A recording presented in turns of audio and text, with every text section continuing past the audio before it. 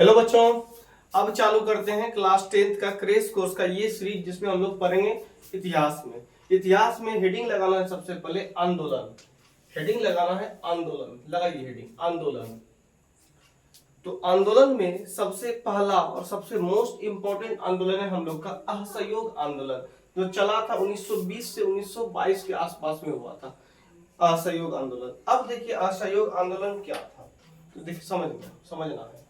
असहयोग आंदोलन प्रथम जन आंदोलन था। असहयोग आंदोलन जो था ये मेरा प्रथम जन आंदोलन था। इस आंदोलन का नेतृत्व महात्मा गांधी ने किया था। एग्जाम में क्वेश्चन आएगा ऑब्जेक्टिव में कि असहयोग आंदोलन का नेतृत्व किसने किया था, तो असहयोग आंदोलन का जो नेतृत्व है ये मेरा महात्मा गांधी ने किया था। असहयोग असहयोग आंदोलन का नेतृत्व किसने किया था? असहयोग आंदोलन का नेतृत्व किसने किया था? ये मेरा महात्मा गांधी ने किया था। एग्जाम में क्वेश्चन पूछा जाता है, इनमें से कौन सा आंदोलन प्रथम जन आंदोलन था? तो प्रथम जन आंदोलन का नाम कौन सा आंदोलन है? मेरा असहयोग आंदोलन। उसके बाद असहयोग आंदोलन जब हुआ तो उसका कारण क्या था? क्या कारण था? उसका कारण था मेरा रोलेट एक्ट। हेडिंग लगाना असहयोग आंदोलन के कारण। हेडिंग लगाना असहयोग आंदोलन के कारण। तो पहला कारण था रोलेट एक्ट, दूसरा कारण था जलियांवाला बाग हत्याकांड और तीसरा कारण था खिलाफत आंदोलन। अब देखना है, अब समझना है रोलेट एक्ट के बारे में। मोस्ट इंपोर्टेंट है, क्वेश्चन एग्जाम में 2 नंबर का पूछ सकता है, बहुत ज्यादा संभावना रोलेट एक्ट के बारे में है। तो देखिए हेडिंग लगाना रोलेट एक्ट। रोलेट एक्ट क्या था? बढ़ती हुई क्रांतिकारी घटनाओं को दबाने के लिए, जो क्रांतिकारी जो बहुत ज्यादा घटना बढ़ रहा था तो उसको दबाने के लिए न्यायाधीश सिडनी रोलेट ने एक सुझाव पर रोलेट एक्ट अधिनियम बनाया गया। एक न्यायाधीश था जिनका नाम क्या था? सिडनी रोलेट के सुझाव पर क्या बनाया था? रोलेट एक्ट अधिनियम बनाया गया। इस अधिनियम के अनुसार किसी भी व्यक्ति को बिना किसी साक्ष्य यानी बिना किसी सबूत का और वारंट का बिना किसी वारंट का गिरफ्तार किया जा सकता था। अगर किसी को भी किसी पर शक हो जाता था, मान ले किसी को शक है इसके पास बंदूक है, बस सिर्फ शक हुआ तो उसको जाके अरेस्ट कर लिया जाता था। ये था मेरा रोलेट एक्ट का अधिनियम। वही है कि बिना किसी साक्ष्य, किसी भी व्यक्ति को बिना किसी साक्ष्य सबूत का और वारंट का गिरफ्तार किया जा सकता था।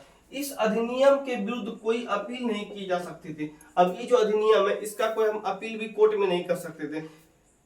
उसके बाद इसे ही क्या कहा जाता है? रोलेट एक्ट कहा जाता है। एक और नोट में लिख लेना है कि रोलेट एक्ट को काला कानून भी कहा जाता है। रोलेट एक्ट को क्या कहा जाता है? काला कानून भी कहा जाता है। नोट में लिख लेना इसे काला कानून भी कहा जाता है। काला कानून भी कहा जाता है। नोट में लिख लेना है।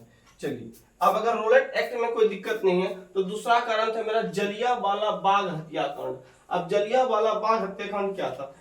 अगला हेडिंग लगाना है जलियांवाला बाग हत्याकांड। हेडिंग लगाइए जलियांवाला बाग हत्याकांड। तो क्या था?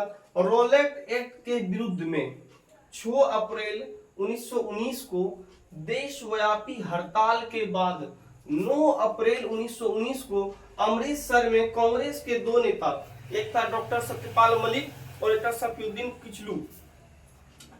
डॉक्टर सत्यपाल मलिक और सफीउद्दीन किचलू, छूट गया यहाँ पर होगा सफीउद्दीन किचलू, एवं किसानों को गिरफ्तार कर लिया गया।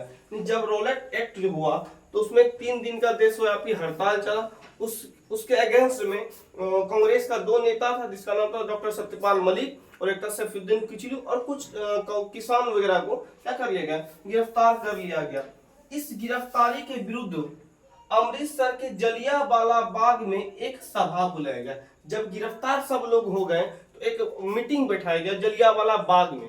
कहां पर? तो ये कहां पर है मीटिंग? तो अमृतसर के जलियांवाला बाग में क्या बिठाया? एक सभा यानी मीटिंग बुलाया गया। इस सभा पर जिला मजिस्ट्रेट जनरल ओ डायर, जिनका नाम था जिला मजिस्ट्रेट जनरल ओ डायर, उन्होंने बिना किसी चेतावनी के, किसी को वार्निंग भी नहीं दिया, चेतावनी नहीं दिया, बिना किसी चेतावनी के गोली चलवा दी। अब देखिए किसी को बोला भी नहीं, उस पर क्या चलवा दिया, गोली चलवा दिया।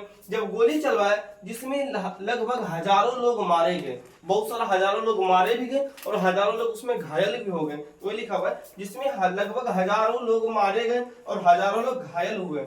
नोट में क्या है, अब जैसे जो ऐसा सीन हुआ, जब ऐसा सीन हुआ तो क्या हुआ कि जितना भी जैसे अंग्रेज लोग जो है, ब्रिटिश लोग जो है, रविन्द्रनाथ टैगोर को नाइट की उपाधि दिया गया था, फिर महात्मा गांधी को केसर ए हिंद की उपाधि दिया गया था, इन्होंने अपना उपाधि को लौटा दिया। जब जलियांवाला बाग हत्याकांड हो गया तो रविन्द्रनाथ टैगोर ने अपना नाइट की उपाधि और महात्मा गांधी ने अपना केसर ए हिंद की उपाधि को त्याग दिया। तो वही नोट में लिखा है, क्या लिखा है, जलियांवाला बाग हत्याकांड के बाद रविन्द्रनाथ टैगोर ने नाइट की तथा महात्मा गांधी ने केसर ए हिंद की उपाधि को क्या कर दिया, लौटा दिया। ब्रिटिश को ये जो था उपाधि लौटा दिया गया। यही था मेरा असहयोग आंदोलन। उसके बाद नेक्स्ट वीडियो में समझेंगे असहयोग आंदोलन, खिलाफत आंदोलन के बारे में, फिर समझेंगे असहयोग आंदोलन का कारण क्या था।